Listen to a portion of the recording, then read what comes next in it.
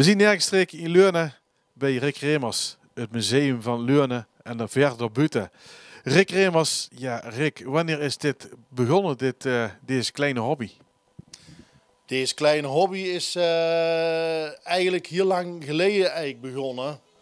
Als klein jong eigenlijk al, dat je dan op een gegeven moment een medaille kreeg of een optochtherinnering.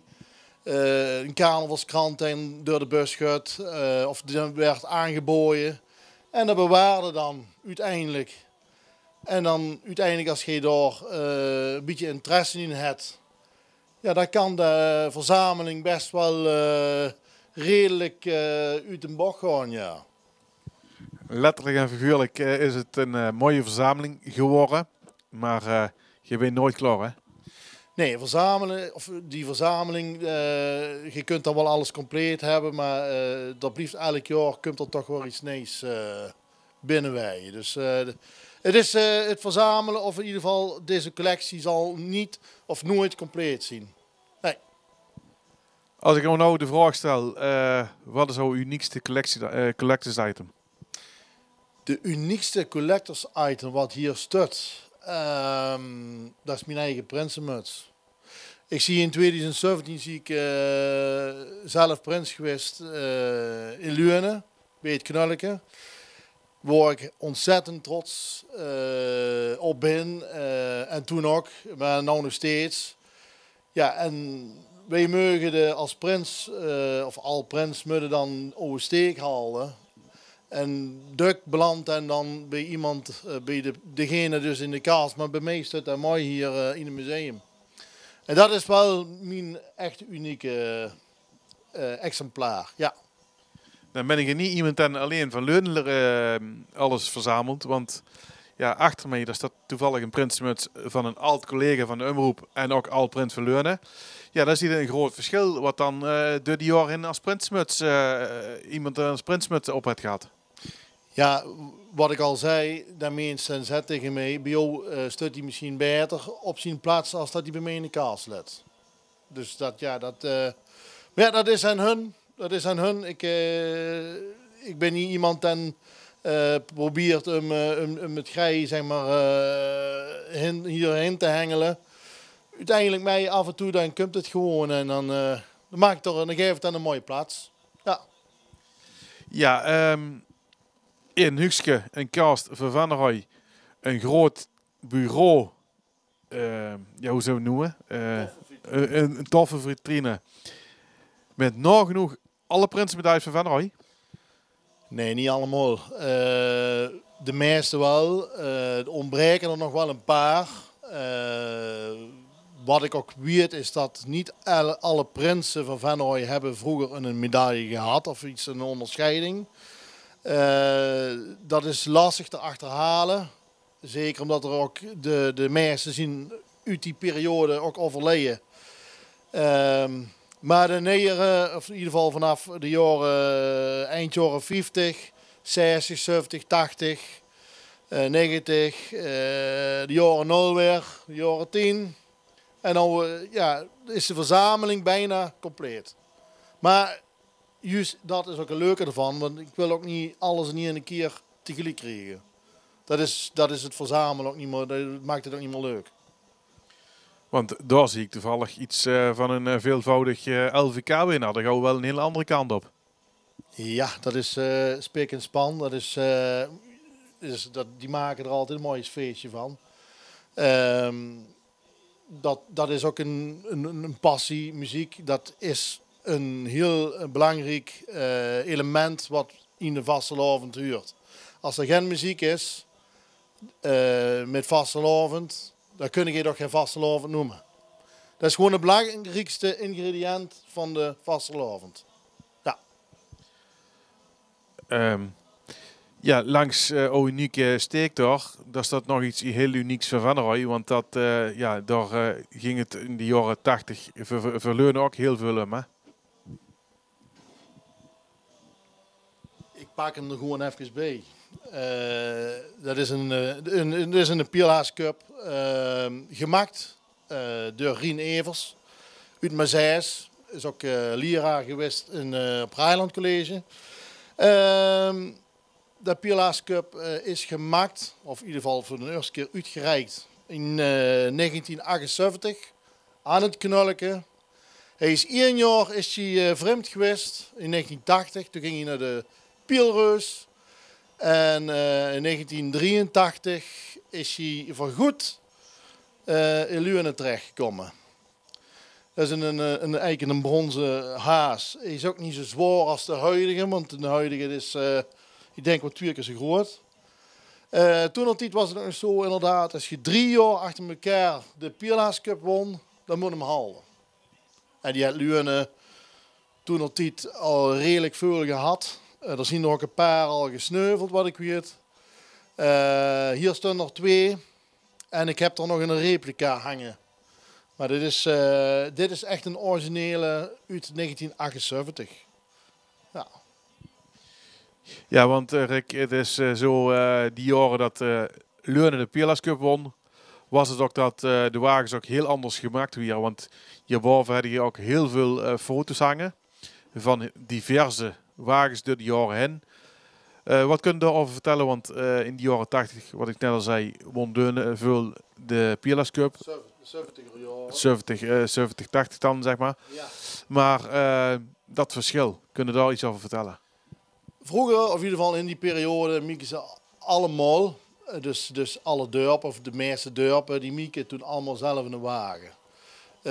Duk van papier-maché, of ook veel holt zat erbij. En ik weet dat Oelre vroeger een koe had om een wagen. En daar hebben ze 20 jaar misschien met gedaan. Elk jaar een andere kleur. Niemand zag dat. Luene had toen inderdaad elk jaar een wagen gehad. Dan weer met papier-maché weer een wagen gemaakt. Dus eerst met kiepengaas, vormen gemaakt. En dan ga je met de kranten weer erop geplakt. Met behangplaksel, op een gegeven moment weer dat gedrukt. En dan weer geschilderd. En uiteindelijk kwam er wel een mooi resultaat uit. En ja, die sprongen er wel uit, die van Luene, toen nog niet. En op een gegeven moment kwam dat, in de jaren 80 is dat een beetje begonnen, dat er toch een paar dorpen waren die zoiets hadden. Die van Luene, die zien er wel goed in. Met wat wij doen, wij kopen rennen, polyester, duk dan, polyesterwagens. Qua vorm vind ik inderdaad, ja, daar kun je met papier-maché. Is dat heel moeilijk om er tegenaan te tippen. En qua bewegingen ook, dat is dus toch allemaal anders geworden. Ze zijn nog groter geworden in de loop der jaren, maar op een gegeven moment heeft Luene zoiets gehad van ja, laat nou maar, het is goed, wij bouwen ons eigen wagentje nog wel. Inmiddels ook niet meer, maar het was toen gewoon een traditie die heel lang is doorgezet. En ja, en nou uiteindelijk, gelukkig is er toch een nieuwe groep wagenbouwers in Luene die ervoor zorgen dat er toch een mooie wagen weer voor de dag komt in Luene. Ja, en dan zo hier eens even zo een klein beetje omdraaien, Rick. Ja, voor de camera is het natuurlijk dadelijk wel heel erg anders. Ja, uniek. Limburg kent de SRV. Venray kent de Vastraad, maar als je het dan over de Jokers hebt, dat is toch wel eigenlijk de vereniging van Limburg, maar dat is zo stellen? De hoofdstad van de vastelavond, van het Zuien. Ja, en ook de muziek, ook als je dat mij huurt van vroeger, maar ook al die dingetjes, ook die mooie mutsjes. Waar de Jokers ook bekend met stut. Hier stut rennen. Een hele oude. Van een ceremoniemeester. Is dat geweest. Het is denk ik inmiddels al 6 jaar gehaald. Ik zet hem niet op. Het taak valt uit elkaar. Ik weet het niet. Ik durf het niet. Maar het is eigenlijk een unieke dingen. Ook wat Jokers het. Hartstikke leuk. Ja. Ja, en natuurlijk mag dan Lex uit niet meer ontbreken. Nee, natuurlijk niet. Dan had toch, dat was tevens ook prins in hetzelfde jaar als ik. heeft er een mooie documentaire van gemaakt. Die heeft laten zien hoe vastelovend echt in het Zuiden gevierd werd. En wat het ook echt inhoudt. Dus, ja. En dan achter hangen de allereerste cd's van Van der Roy. Inmiddels is het een USB geworden en daarboven de singles. Ja, ik weet dat jij ze eigenlijk allemaal compleet hebt. Hoe uniek is het dat die geluidsdragers allemaal in uw hand zien? Nee, liefst zou ik weer herzien, want ik baalde er toen ontzettend van dat ze zien gestopt na 2019 met een geluidsdrager. En ik heb geer gezien, of misschien daar in de toekomst dat ze zeggen, weet je wat we doen? We maken weer zo'n EP'tjes. Net als die door tegen de wand aan zien geplekt. Want dat is toch wel uniek. De nostalgie die erachter zit, ook het een beetje de gekras of dat gekraak. Ja, hartstikke leuk. Ja. Zien er zo speciale dingen dat je zegt van dat moet de luisteraar en de kijker echt wel weten om dit daar gezien te hebben? Ja, dit is dus eigenlijk wat je alles hier ziet. Ik moet daar ook een selectie natuurlijk in maken. Wat ik laat zien, wat ik in mijn cache heb zitten. Het is niet makkelijk, maar bijvoorbeeld door hier een scepter, een hele oude scepter. Ik durf bijna niet te zeggen wie dan in de hand heeft gehad. Het kan voor Karel zien geweest. Het kan een prins zien geweest. Ik weet dat hij ongeveer uit de jaren 50 komt. Maar wat ik wel heb gezien is, of ik heb het idee dat Prins Joop de Nurste, Joop Arends, 1954, dat dan op de foto staat met deze scepter. Maar dat durf ik niet 100% te zeggen. Maar ja, zo hier eens even kijken bij die medailles, we hebben het er net al over gehad. Ja, natuurlijk uniek door de singles en natuurlijk zit er ook nog een aantal LP's, CD's. Maar vanaf het jaar net rond de eeuwwisseling vond de PKC ook dat de prinsen een liedje moesten krijgen. Je hebt ze hier allemaal uitgestald. Ja. Alle prinsmedailles. Maar ook de prinsenpins, die hangen er ook. Wat kun je over die liedjes vertellen? De liedjes, ik weet dat ze uit Keulen komen. De meeste komen uit Keulen. Het is de nurse, den eigen liedje hij was Tij van Els. Dat was de alles komt goed, rap. Over Paul Hulsman, Prins Paul, de vierde, is ook een liedje over gemaakt van een festival der Liebe. Toen had ik het trio van Willy, Voeste 2004. Leven is mooi. Ja, prachtig. En uiteindelijk is op een gegeven moment echt Huubke Jansen is er echt mee begonnen met Hey Royse Haas.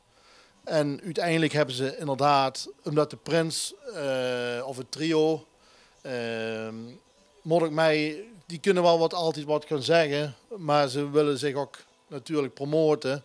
En als ze een liedje hebben, dat is al helemaal super. Dan hebben ze meteen het volk en dansen. Ze hebben wat te vertellen. Dat kunnen met muziek kun je dat heel vlot. Ja, dat hadden mooi verwoord.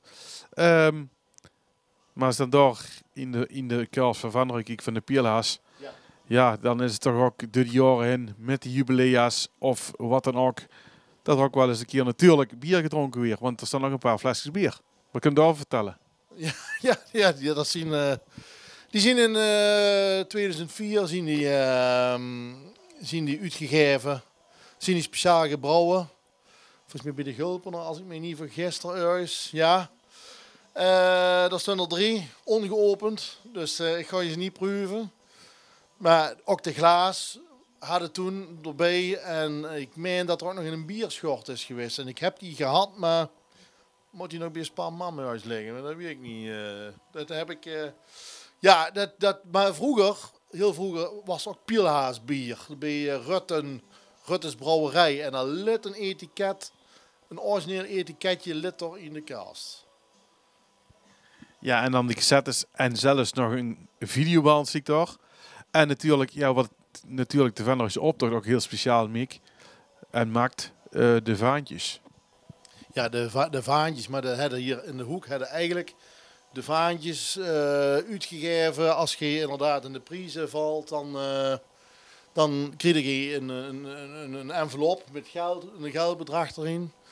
En uiteindelijk ook een vaantje. En daar hingen de vaantjes vanaf 1971. En die zien ook van Luurne. Die Luurne toen gewonnen had. Ontbreken er twee, maar goed. Het zien eigenlijk de echte vaantjes van de optocht. Maar er hinkt er ook inderdaad, wat je zet, van 1969, de uitgestelde optocht, omdat het toen sneden. En of dat nou een optochtprijs is geweest, ik weet het niet. Ik weet het echt niet. Ik weet hier niet alles van. Dan kom ik toch nog even terug op de medailles, Rick. Ja, Rick, ik weet dat je bij iedere medaille een verhaal hebt. Als ik nou een... Alle medailles. Eigenlijk alle medailles. Alle medailles, er zit een verhaal achter. Die werden uitgereikt ergens. Maar het mooie is, sommige medailles, er staat niks op. Niks op de achterkant. Er staat een afbeeldingje voorop.